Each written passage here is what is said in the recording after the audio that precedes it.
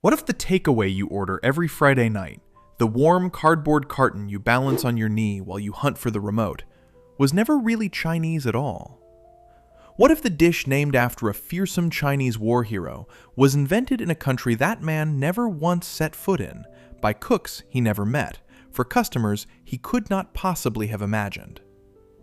What if some of the most famous Chinese food on the entire planet, the orange chicken, the crab rangoon, the little folded cookie with your fortune tucked inside it, has almost nothing to do with China and almost everything to do with America? Hi, my name is David, and this is Food Origins, the show where we pull back the curtain on the foods you grew up eating and find out they came from somewhere you never expected. If this is your first time here, hit that subscribe button, because today we are walking straight into one of the biggest, most delicious misunderstandings on the planet. And I promise you, by the end of this video, you will never look at a takeaway menu the same way again. Now, before the comments fill up, let me say this clearly. Chinese cuisine is one of the oldest, deepest, most sophisticated culinary traditions in human history. Thousands of years of regional genius, whole schools of cooking, techniques that make Western chefs weep with envy. None of that is in question. What we are talking about today is something different. We are talking about American Chinese food, a cuisine born not in Beijing or Guangzhou or Sichuan, but in the kitchens of immigrants in San Francisco, in New York, in tiny restaurants in towns that did not have a single other Chinese family for 100 miles. Here is a number to sit with. There are more Chinese restaurants in the United States than there are McDonald's, Burger King, KFC, and Wendy's locations combined. Tens of thousands of them. And the food they made famous, the food that millions of people picture the instant they hear the word Chinese, is in huge part a brilliant American invention. So let's get into it. 10 foods you are absolutely convinced are Chinese that actually came from America. Food number 1, the fortune cookie. Let's start with the one that ends every single meal. The crisp little folded wafer that arrives with the bill. The one you crack open hoping for ancient wisdom and usually get something like, "A pleasant surprise is waiting for you." Here is the pleasant surprise. The fortune cookie is not Chinese. It has never been Chinese. If you walked into a restaurant in Beijing or Shanghai and asked for one, the staff would have absolutely no idea what you were talking about, because the fortune cookie was invented in California. The most credible origin story points to a man named Makoto Hagiwara, a Japanese immigrant and landscape designer who looked after the Japanese tea garden in Golden Gate Park in San Francisco. Around the early 1900s, he began serving small folded cookies to visitors, cookies based on a traditional Japanese temple cracker called Sujiura Senbei, a thin grilled wafer with a paper fortune tucked inside. Read that again. Japanese, not Chinese. A Japanese man in San Francisco adapting a Japanese tradition. There is a rival claim from Los Angeles, where a Chinese immigrant named David Young said he created them around 1918. The argument got so heated that in 1983, San Francisco actually held a mock trial in something called the Court of Historical Review, and a judge ruled in favor of San Francisco. Los Angeles, predictably, refused to accept the verdict. People take this seriously. Here is the detail that genuinely stops people cold. Today, around 3 billion fortune cookies are produced every single year, and almost every one of them is made in the United States. The largest fortune cookie factory in the world is in Brooklyn, New York. They are exported all over the planet, including, eventually, to China, where they were once sold as, and I am not making this up, genuine American fortune cookies.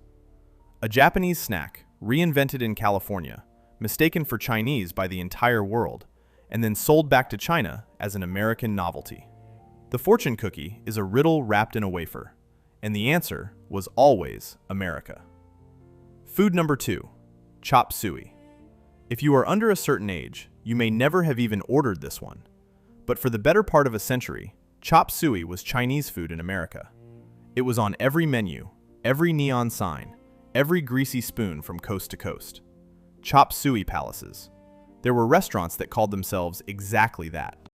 A glistening tangle of bean sprouts, celery, onion, water chestnuts, and bits of meat in a thick, savory sauce, served over rice. And it is about as authentically Chinese as a cheeseburger. The name itself gives the game away. Chop suey comes from the Cantonese phrase chop suey, which roughly translates to odds and ends, or miscellaneous leftovers. That is not the name of a proud regional speciality. That is the name of whatever was left in the kitchen at the end of the night. And that is almost certainly how it was born, in the Chinese immigrant communities of California in the 1800s, among the railroad workers and miners and laborers who took the cheap scraps available to them and made something filling and satisfying out of almost nothing. There is a wonderful legend, almost certainly not true, but too good to leave out, that chop suey was invented in 1896 during the American visit of the Chinese statesman Li Hongzhang. The story goes that his chef threw together a dish to please both Chinese and American palates, and a sensation was born. Historians have poked enough holes in that tale to sink it, but it tells you something about how badly people wanted this humble food to have a grand origin. Here is the part that matters. By the early 20th century, chop suey was a full-blown craze. It was sung about in songs, painted by the artist Edward Hopper, served in thousands of restaurants. And when Chinese visitors and immigrants encountered it, the reaction was almost universal confusion. This was not the food of home. This was something Chinese hands had built in America, for America. Chop suey is the very first great American Chinese invention, and its name has always told the truth. Odds and ends, made magnificent. Food number 3, General Tso's chicken. This is the big one. This is the dish that has its own documentary. The dish that has launched 1,000 arguments. The sweet, sticky, deep-fried, chili-flecked chicken that sits at the absolute center of the American Chinese takeaway experience. And the story behind it is genuinely extraordinary. Let's start with the general. Tso, or more properly Zhou Zongtang, was a real person. He was a Qing dynasty military commander from Hunan province, a serious and successful general who helped crush a massive rebellion in the 1800s. He died in 1885. And here is the thing. He never ate this chicken. He could not have. The dish did not exist in his lifetime, was not created in his province, and has no connection to him whatsoever beyond the name.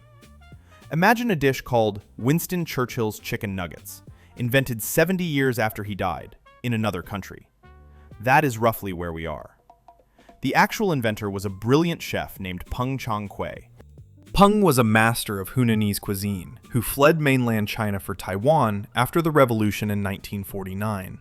In Taiwan, sometime in the 1950s, he created a dish and named it after the famous general from his home province. But, and this is crucial, Peng's original version was savory, sharp, salty, and hot. There was no sugar in it. It was a refined, balanced Hunanese dish. Then it came to America. Peng opened a restaurant in New York City in the 1970s, and around the same time, other chefs began serving their own versions. And to suit the American palate, the dish changed. The chicken got battered and deep fried until it was crunchy. The sauce got sweet. Then it got sweeter. The whole thing became the candy-coated, lacquered, gloriously over-the-top dish you know today. Here is the detail that genuinely lands. When Chef Peng later returned to Hunan and opened a restaurant serving his creation, locals found it too sweet and too strained. The general's chicken had become so American that it no longer made sense in the general's own province. A Taiwanese dish, named after a man who never tasted it, transformed by America into something its own creator's homeland did not recognize.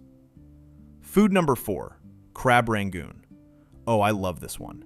Because the deeper you dig, the less Chinese it gets, until you are left with something that is essentially American fiction in a crispy wonton wrapper.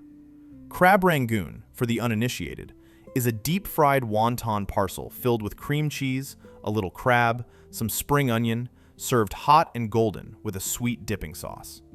People order it by the dozen. People fight over the last one. And almost nothing about it is Chinese. Start with the cream cheese.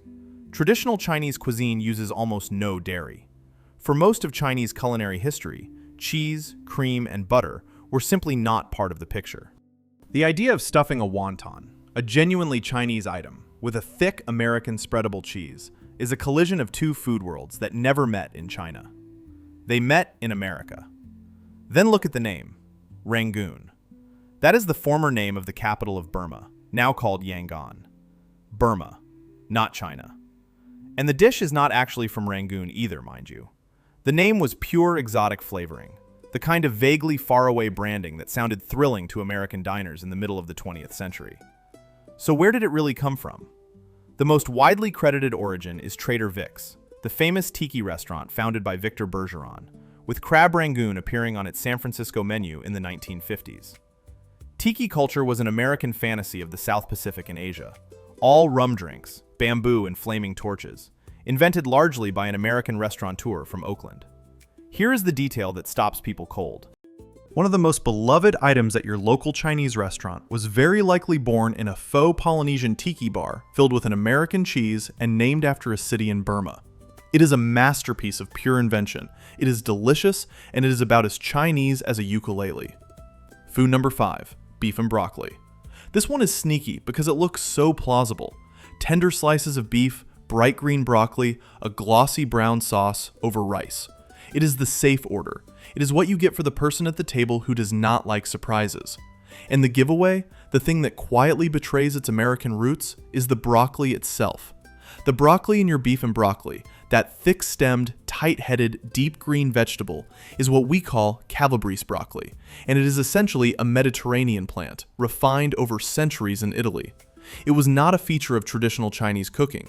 China has its own glorious leafy green in this same family, called gailan, or Chinese broccoli, which has long, flat leaves, thin stalks, and a pleasant bitterness. If you order beef and gailan in an authentic Cantonese restaurant, you are eating something with real roots. But the dish that conquered American menus uses Western broccoli, because Western broccoli was what was cheap, available, and familiar in American supermarkets. Add to that a heavy reliance on bottled oyster sauce, a cornflour-thickened gravy, and big, tender slabs of inexpensive American beef, and what you have is an adaptation. Chinese technique, the quick, high-heat stir-fry, applied to Western ingredients for Western tastes. Here is the detail that reframes it. Beef and broccoli is not a Chinese dish that happens to be popular in America.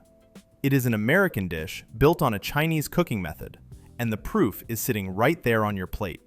Bright green and entirely in the wrong hemisphere. Food number 6, egg foo young.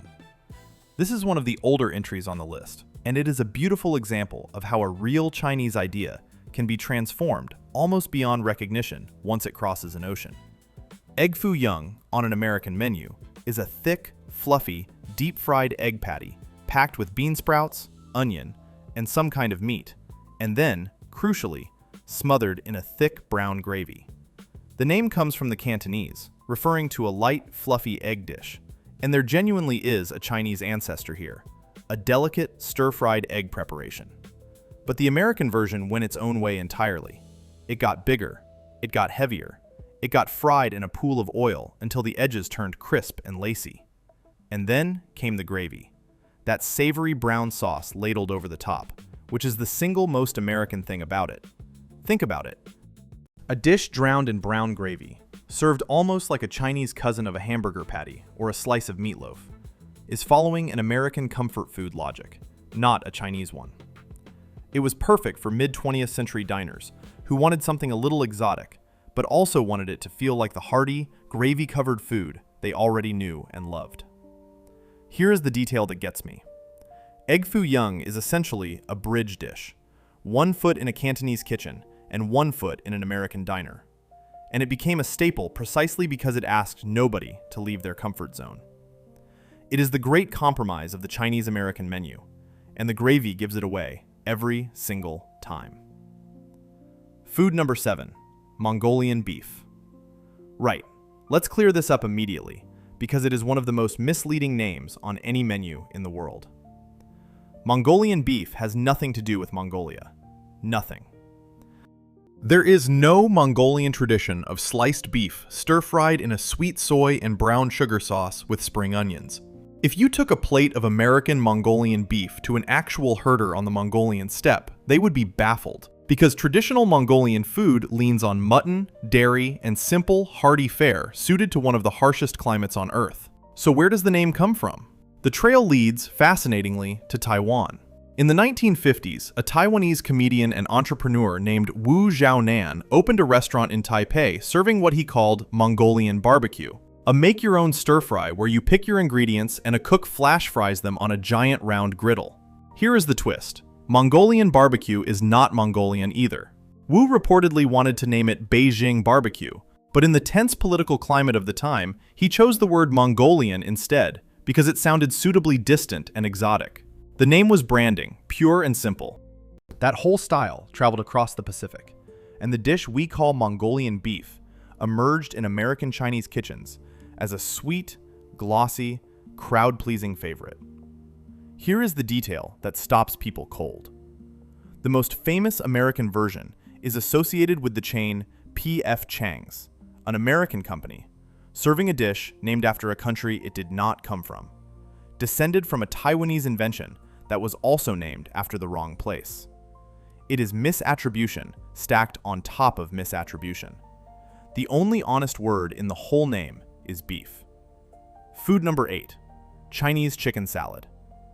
Now we cross over into pure California, because this one is not just American.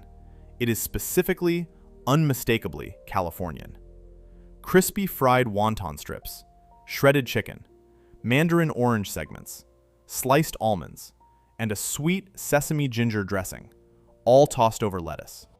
It was on the menu of practically every casual American restaurant, and it was a fixture of the 1980s and 90s in particular. And it is not a Chinese dish, for one very simple reason. China does not really have a tradition of Western-style tossed salads at all. The whole concept of a big bowl of raw, cold leafy greens dressed in a sweet sauce is a Western idea. Now, there are genuinely Chinese cold dishes, including elegant cold chicken preparations, and the dish does owe something to those. The restaurateur Cecilia Chang, who opened the influential Mandarin restaurant in San Francisco, served a sophisticated cold chicken drawn from real Chinese technique. And Madame Sylvia Wu, who ran a celebrated restaurant in Santa Monica, is often credited with popularizing a version, supposedly created at the request of the actor Cary Grant. But the dish that spread across the entire country, the one with the crunchy wonton strips and the tinned mandarin oranges and the sweet dressing, drifted further and further from anything actually eaten in China. Here is the detail that food historians find so telling. The dish carries the label Chinese for a sense of glamour and exoticism, while being assembled from elements, the sweet dressing, the salad format, the tinned fruit, that a kitchen in China would never recognize. It is California doing exactly what California always does, borrowing an idea, reinventing it completely, and convincing the world it was there all along. Food number 9, orange chicken. If General Tso's chicken is the king of the old school takeaway, orange chicken is the king of the American food court. And unlike almost everything else on this list, we know exactly who made it, exactly when, and exactly where. There is no legend here. There is a receipt. Orange chicken, as America knows it, was created in 1987 by a chef named Andy Cao, working for the chain Panda Express, at a location in Hawaii.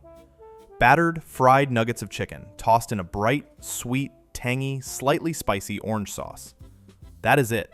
That is the whole dish.